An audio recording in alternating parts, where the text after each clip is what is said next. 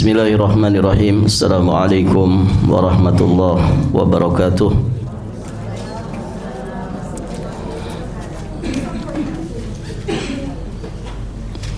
Alhamdulillahilladzi arsala rasulahu bil huda wa dinil haqq liyudhhirahu 'ala ad-dini kullih wa kafa billahi shahida.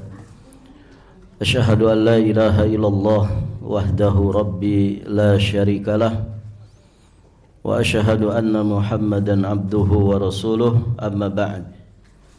Allahumma inna nas'aluka ilman nafi'an wa rizqan tayyiban wa amalan mutaqabbala. Para hadirin, akhwat wa ummahat fillah, azzanillah wa iyyakum. Alhamdulillah, pada pagi hari ini kita dimudahkan Allah untuk melanjutkan kembali pembahasan dan pembacaan kitab Syakhsiyat Al-Mar'ah Al-Muslimah Kama Yasuguha Al-Kitabu Was Sunnah, karya Syekh Dr. Muhammad Ali Al-Hashimi hafizahullahu ta'ala wa ra'ah. Baik, ibu-ibu yang dirahmati Allah, kita masih di pembahasan bagaimana wanita muslimah dan kewajiban memelihara dirinya terkait dengan jasmaninya. Ini sudah. Kemudian kita sedang membahas bagaimana pemeliharaan seorang wanita muslimah terhadap akalnya. Poin pertama, melindungi akalnya dengan ilmu. Ini sudah kita bahas. Kemudian ilmu yang semestinya dipelajari dan ditekuni oleh wanita muslimah. Kemudian yang sedang kita bahas, penguasaan wanita muslimah dalam bidang ilmu. Di sini ada 3 sosok yang kemudian ditampilkan untuk menjadi teladan bagi para wanita muslimah sepanjang zaman dalam bidang ilmiah. Yang pertama, Ummul Mukminin Aisyah radhiyallahu taala anha. Ini sudah kita bahas. Kemudian tokoh yang kedua, putri dari Sa'id bin Al-Musayyab. Ini juga sudah kita bahas. Dan sekarang tokoh yang ketiga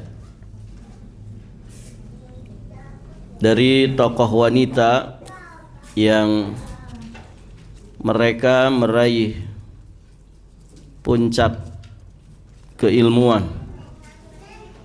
yakni Fatimah binti Alauddin As-Samarqandi, seorang penulis buku Tuhfatul Fuqaha yang meninggal pada tahun 539 Hijriah. Putrinya ini, yakni Fatimah, adalah seorang ahli fikih dan banyak sekali ilmunya. Dia berguru kepada ayahnya dan sempat menghafal buku Tuhfatul Fuqaha tersebut. Kemudian oleh ayahnya dia dinikahkan dengan seorang muridnya yang bernama Alauddin Al-Kasani, juga seorang ahli fikih dan usul fikih.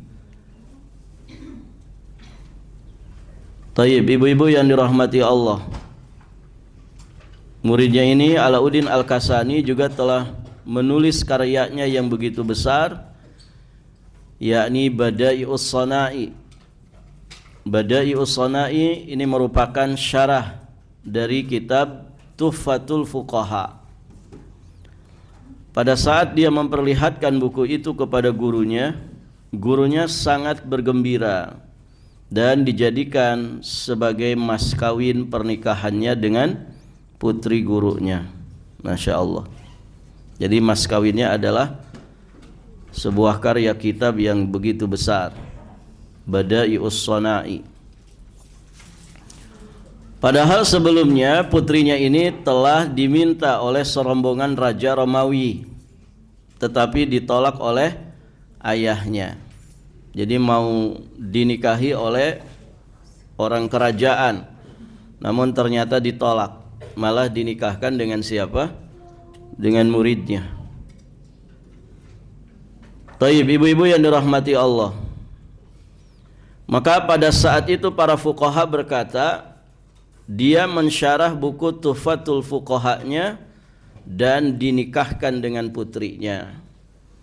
Sebelum menikah, wanita ini ikut ayahnya mengeluarkan fatwa, sehingga fatwa yang keluar harus ada tanda tangannya dan tanda tangan ayahnya. Itu sebelum menikah. Artinya sebelum menikah sudah jadi sosok ulama, ya, dari kalangan wanita. Setelah menikah dengan Alauddin Al-Kasani, semua fatwa yang keluar harus ada tanda tangannya, kemudian tanda tangan ayahnya, dan juga tanda tangan suaminya.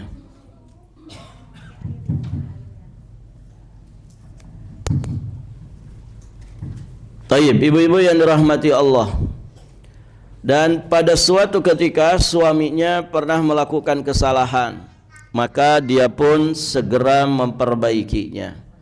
Artinya suami istri kedua-duanya sosok ulama. Keberadaan Sayyidah Aisyah Ummahatul Mukminin,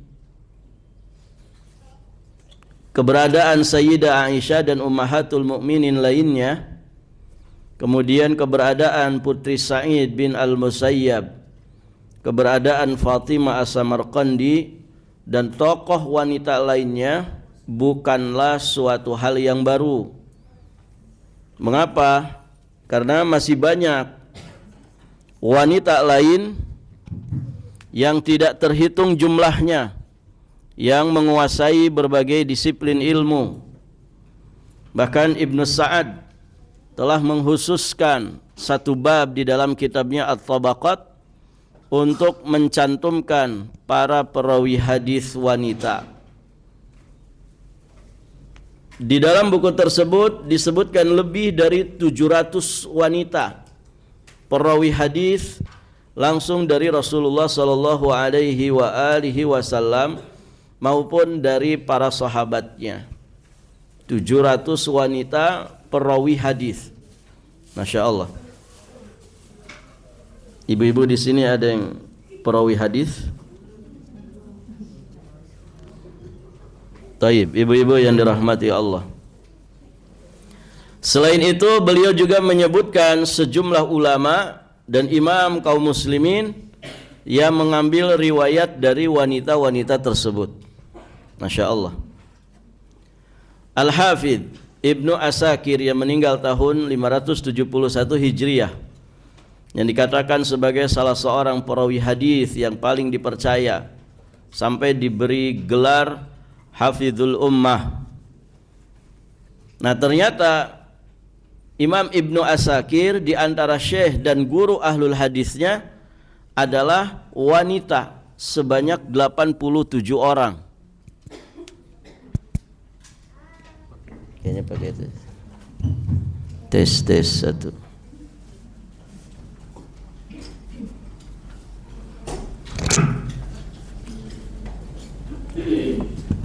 Yan aja sedikit. Oh. Ya.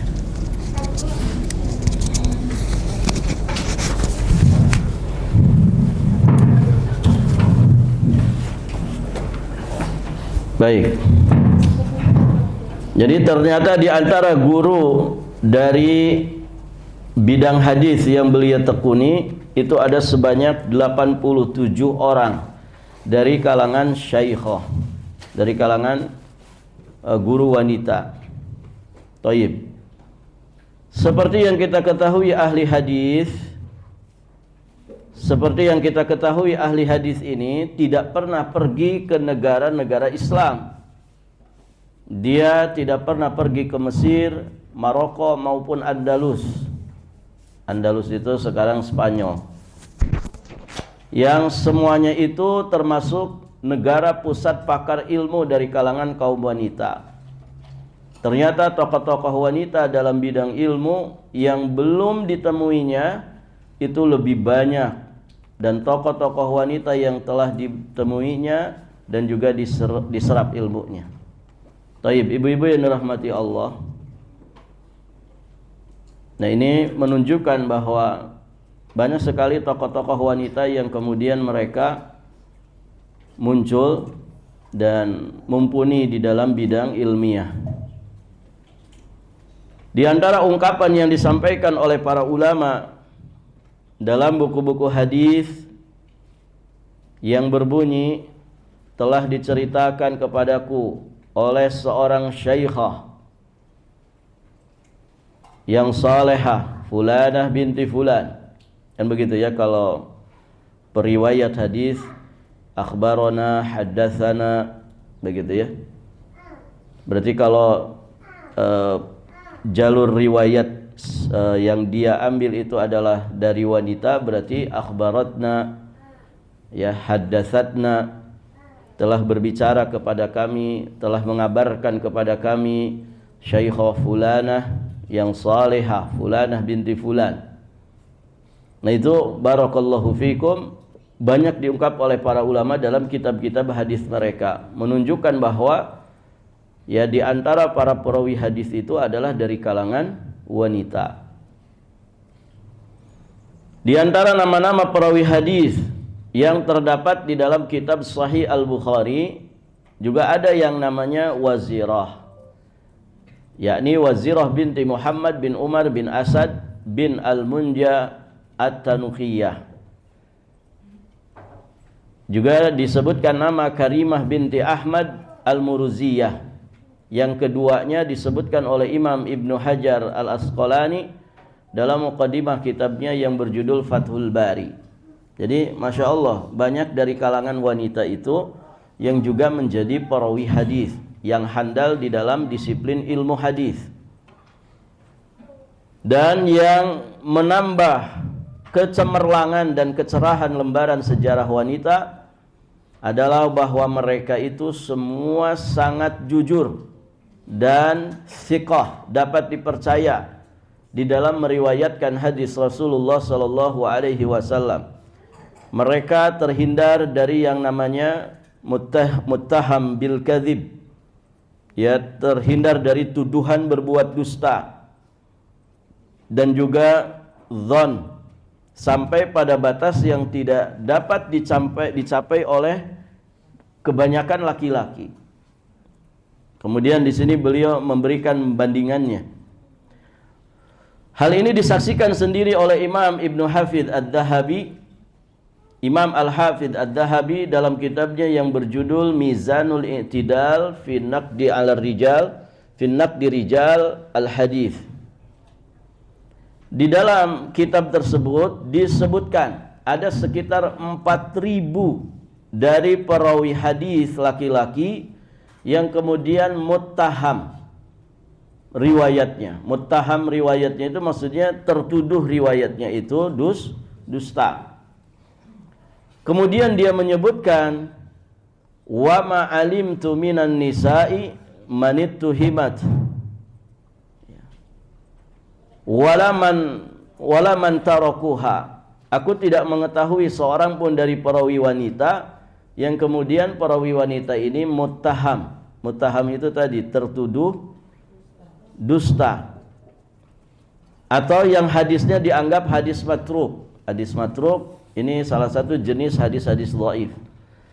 Kalau laki-laki tadi ada sekitar 4.000 perawi hadis yang muttaham bil kadzib, tapi perawi wanita ternyata tidak diketahui ada perawi wanita itu yang muttaham bil kadzib, yang kemudian hadisnya di hadis matruk. Berarti menunjukkan apa ini, Bu? menunjukkan bahwasannya mereka ini orang-orang yang thiqah, orang-orang yang jujur terpercaya, gitu ya, tidak tertuduh dengan kedustaan. Barakallahu fikum.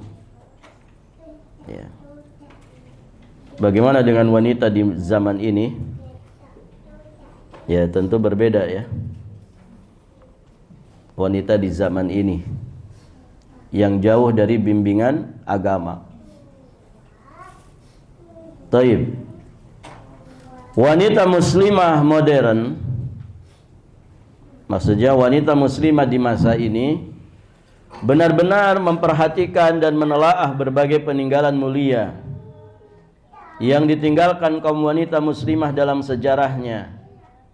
Di sini ajakan dari penulis supaya wanita-wanita masa kini coba memperhatikan, menelaah berbagai peninggalan mulia yang ditinggalkan kaum wanita muslimah dalam sejarahnya, supaya mereka itu semakin tekun, supaya mereka itu semakin senang menuntut ilmu dan juga mempelajarinya.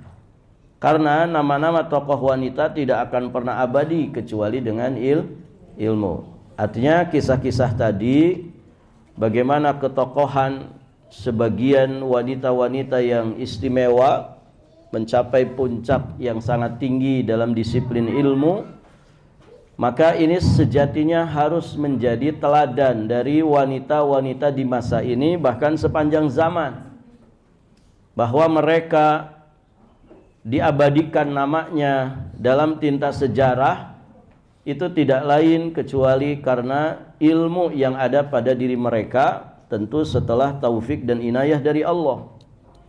Dan mereka tidak akan pernah menduduki posisi tinggi seperti itu dalam sejarah melainkan juga dengan ilmu.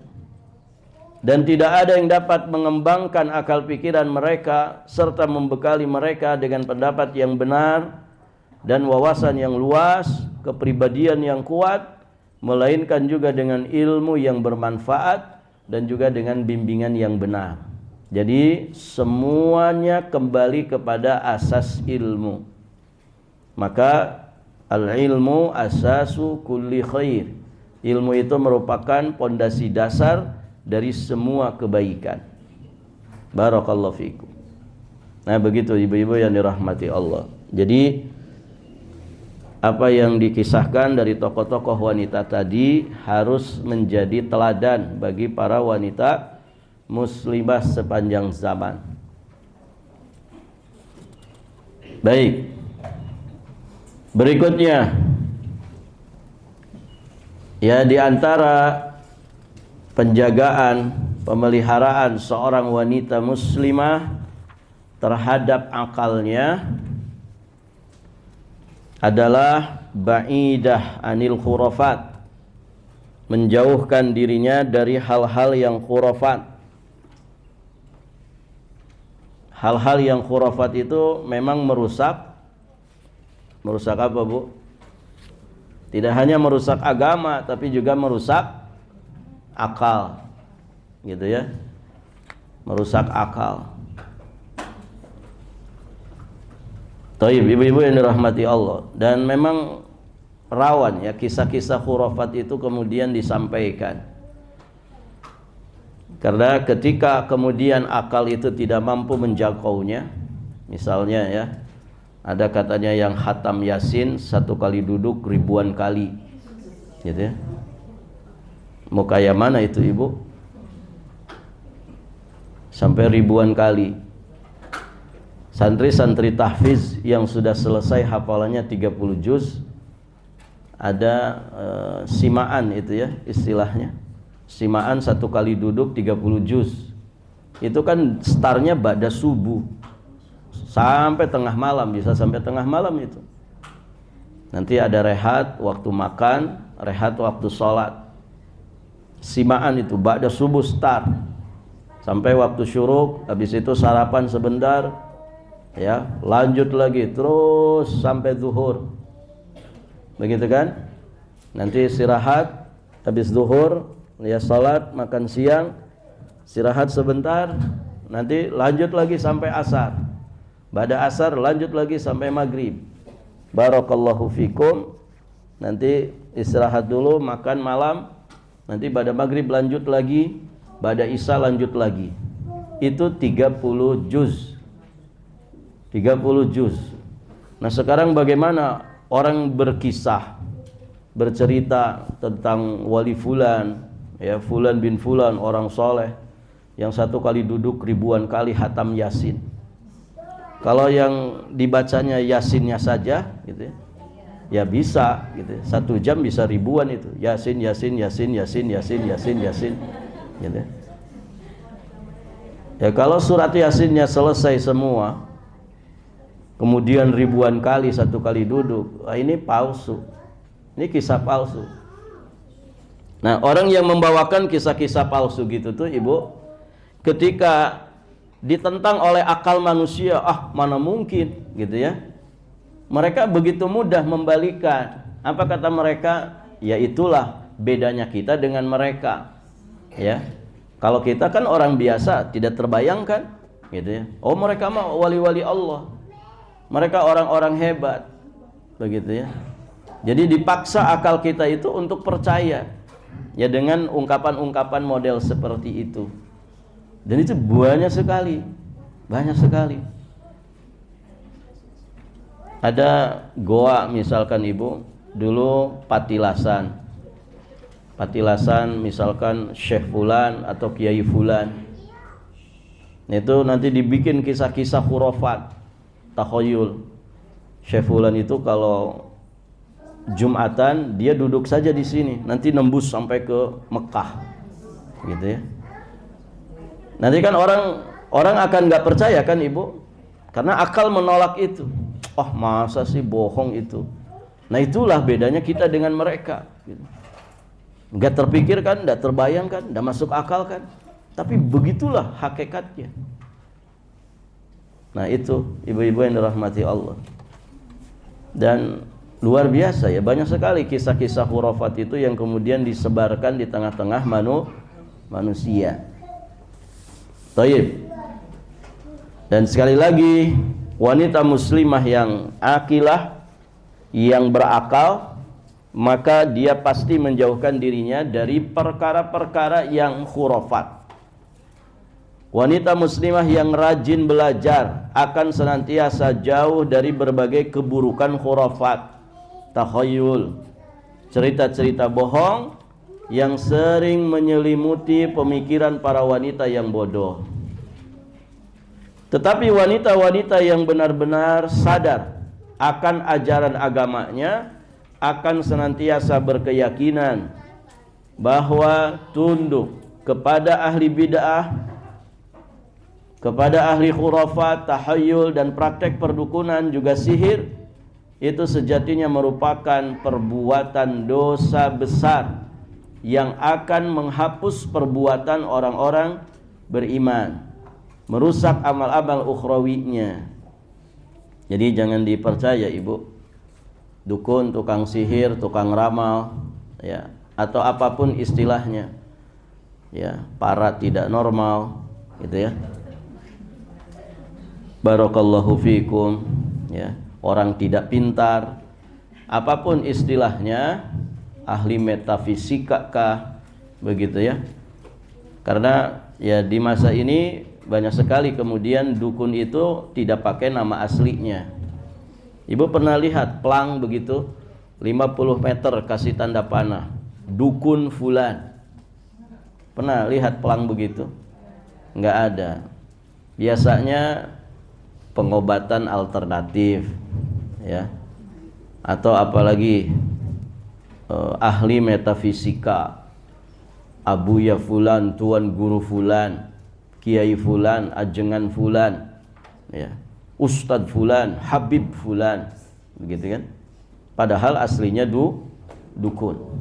Banyak itu dukun yang kemudian pakai nama-nama yang lain, tapi aslinya dia dukun. Taib, ibu-ibu yang dirahmati Allah, telah diriwayatkan oleh Imam Muslim dari sebagian istri Nabi sallallahu alaihi wasallam bahwasanya beliau pernah bersabda, "Man ata arrafan fasa'alahu an syai'in lam tuqbal lahu salatun arba'ina lailah. Barang siapa yang datang kepada arraf, tukang ramal, lalu dia bertanya mengenai sesuatu, maka salatnya tidak akan diterima selama 40 hari. Salatnya tidak akan diterima selama 40 hari.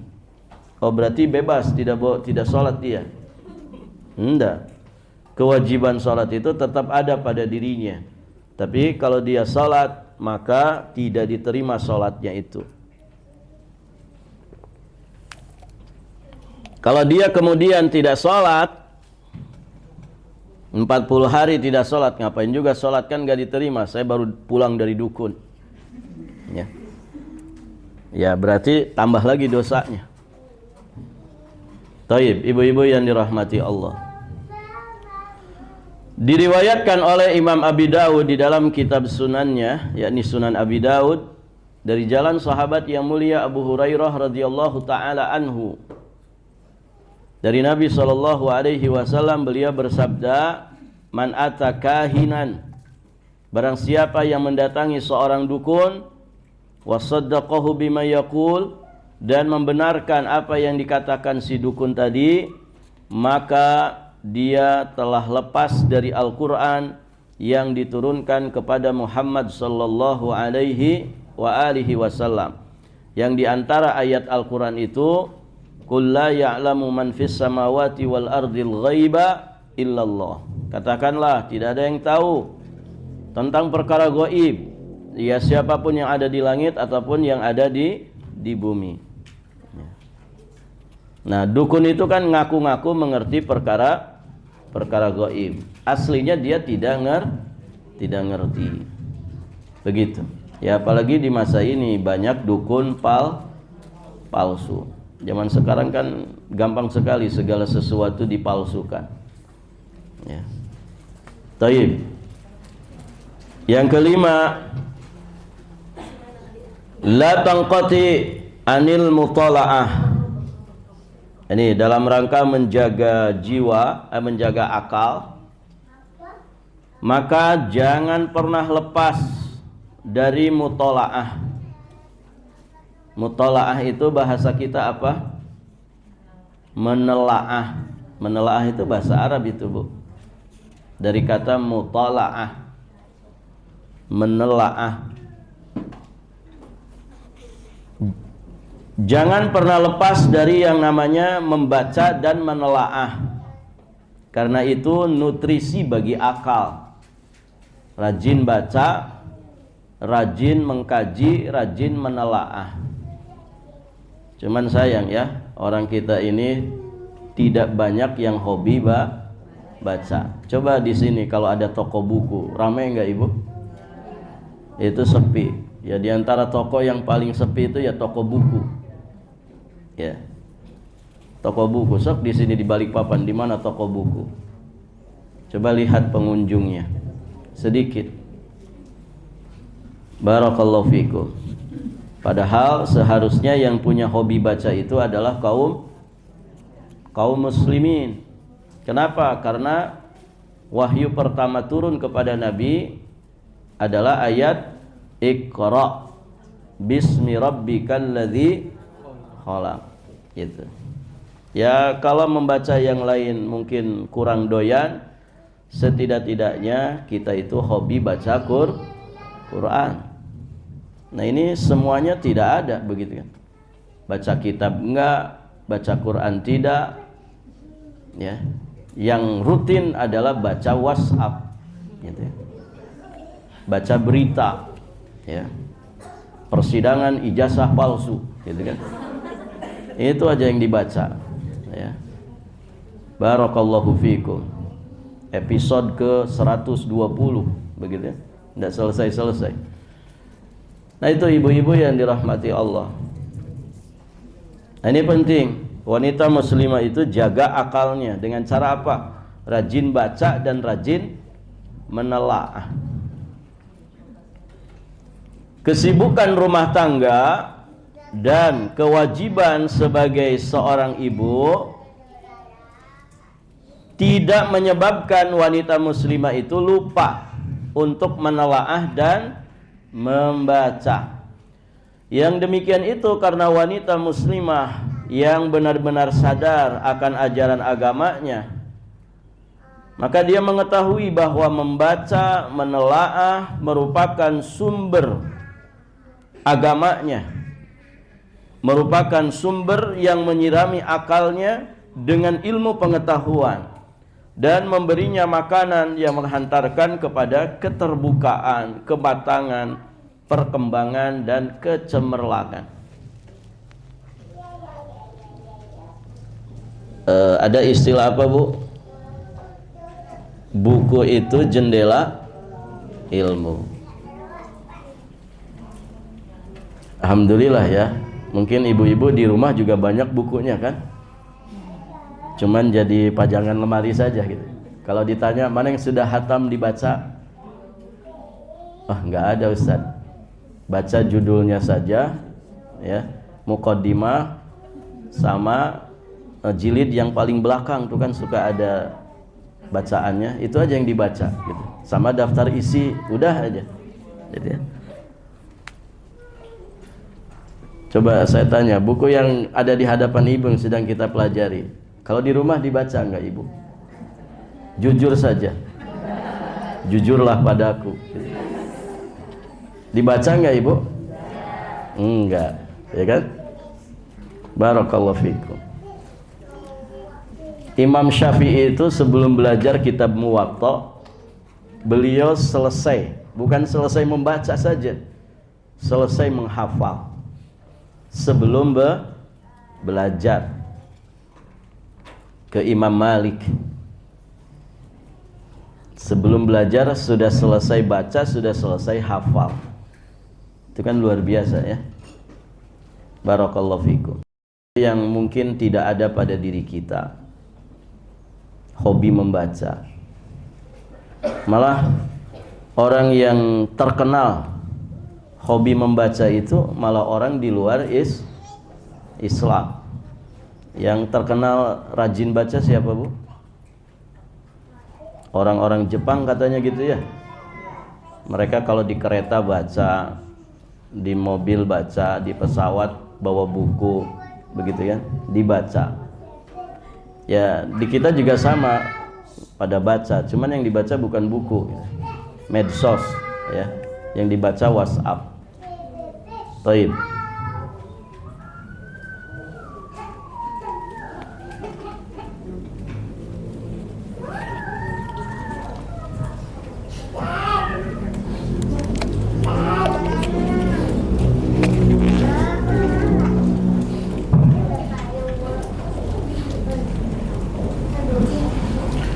Wanita muslimah senantiasa menyadari bahwa menuntut ilmu itu wajib bagi setiap muslim dan muslimah. Oleh karena itu dia selalu membekali akalnya dengan ilmu, tidak pernah berhenti membaca dan menelaah meski memiliki banyak kesibukan rumah tangga dan kesibukan sebagai seorang ibu. Dia senantiasa menyisihkan waktu untuk membuka buku, membuka majalah atau surat kabar yang bermanfaat, yang memberikan hal-hal baru pada pemikirannya yang telah dicetuskan oleh para ulama, sastrawan, ya, para pemikir, baik itu berkenaan dengan kajian pemikiran, sosial, sastra, intelektual yang akan memperluas cakrawala pemikiran serta mengembangkan intelektualitasnya dan menambah khazanah keilmuannya. Jadi usahakan ibu punya rutinitas bacaan selain Quran tentunya ibu ya. Quran yang paling utama. Syaratnya bagaimana? Jangan dulu kitab-kitab besar. Jangan dulu kitab-kitab besar yang berjilid-jilid. Nah, itu susah. Lihat kitabnya saja sudah ngantuk begitu ya. Sudah berat. Maka pancing dulu minat kita itu untuk membaca dari buku-buku kecil, buku-buku yang ringan-ringan, misalnya ya tentang kisah-kisah para ulama, kisah-kisah barakallahu fikum, ya, yang bisa menggugah minat kita untuk terus membaca. Nah sayang gitu ya, orang itu pada seneng baca novel. Tahu novel Ibu? Ya kalau zaman dulu komik gitu ya. Zaman dulu komik Wiro Sableng itu sampai berapa jilid gitu, hatam semua, begitu kan? Ya sedangkan itu kan fiktif Ibu ya. Novel-novel itu kan ada nyatanya enggak itu? Enggak ada, itu hayalan para penulisnya saja. Berhayal membuat sebuah cerita begitu ya, sampai bukunya tebal. Ya para penghayal membuat kisah-kisah yang sebetulnya tidak ada di dunia nyata kisah itu. Baik, Ibu yang dirahmati Allah, seorang muslim itu punya prinsip ya, bahwa muslim yang baik itu adalah tarkuhu mala ya'nihi, min husni islamil mar'i tarkuhu mala ya'nihi.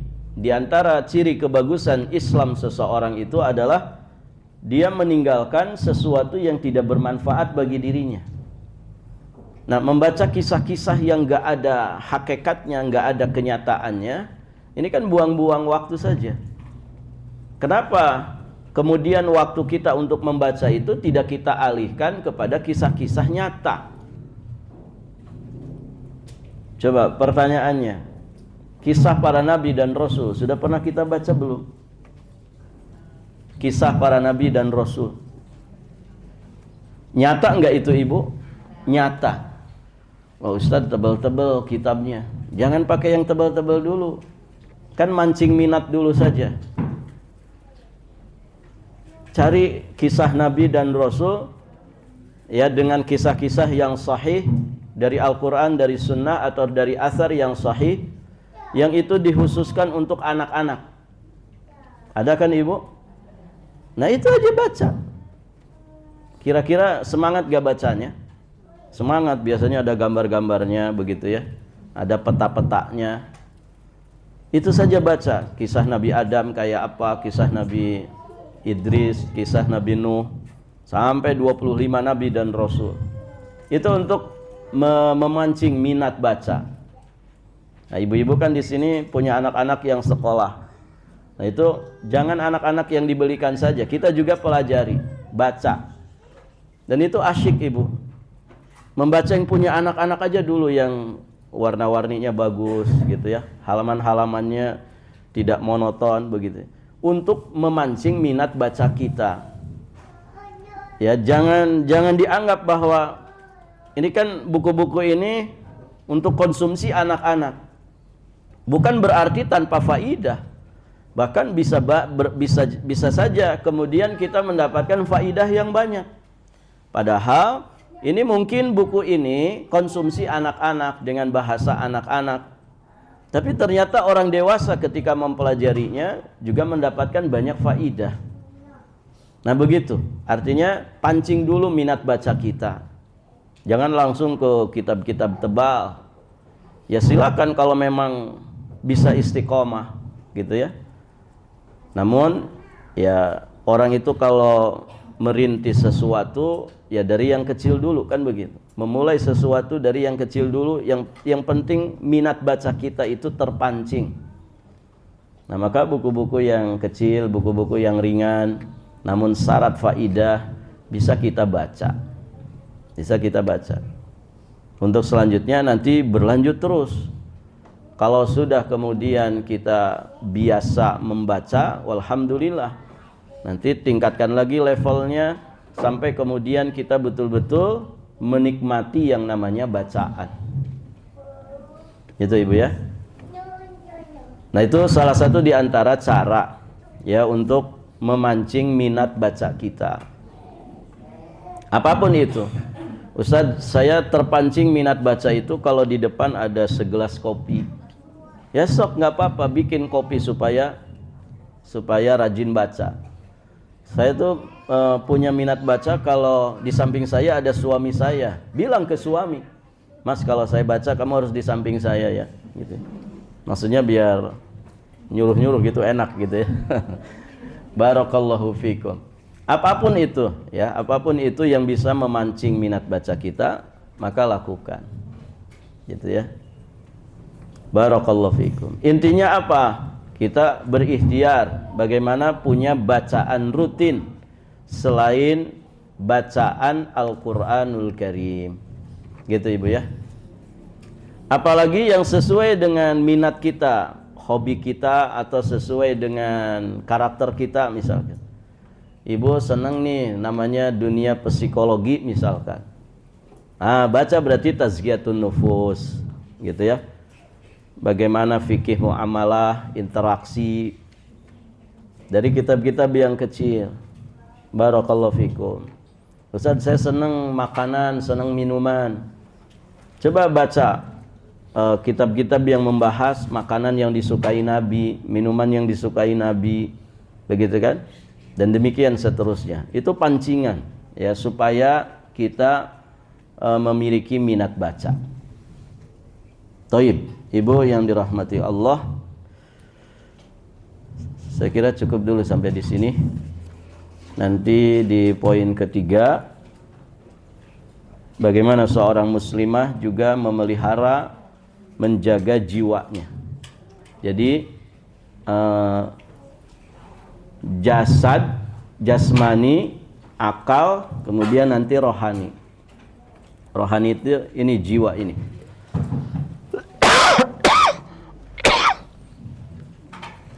Baik ibu-ibu, sampai di sini. Subhanakallahumma bihamdik, asyhadu an la ilaha illa anta astaghfiruka wa atubu ilaik. Assalamualaikum warahmatullahi wabarakatuh.